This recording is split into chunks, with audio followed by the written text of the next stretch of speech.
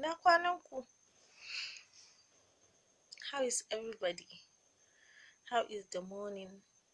Ban san su waye da waye bane suka rage online, but na san na so kanan mutane da yawa kwana biyu din nan. Ku yi haƙuri, ku rika mun addu'a, ku sa ni a cikin addu'an ku, ko zan rage taurin kai. Yawancin kun ce ba na jin magana sosai. I don't listen. So, I want to start listening now. So, sai ku ta mun addu'a, kuma ku ta yin haƙuri da ni. So, waye da waye ne suke gani na? Well, what I will need you to understand is there are things beyond what you see on social media.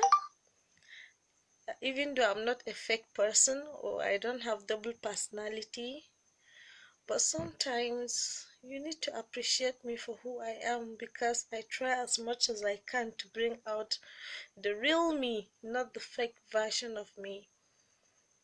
Ko da shi ina kokarin bringing out na who I truly am from the inside, not doing it like for one reason or the other, not doing it to impress anybody. I'm just being myself, and I know I'm different, and that is why I'm begging everybody to accept me for being different, because that's just who I am.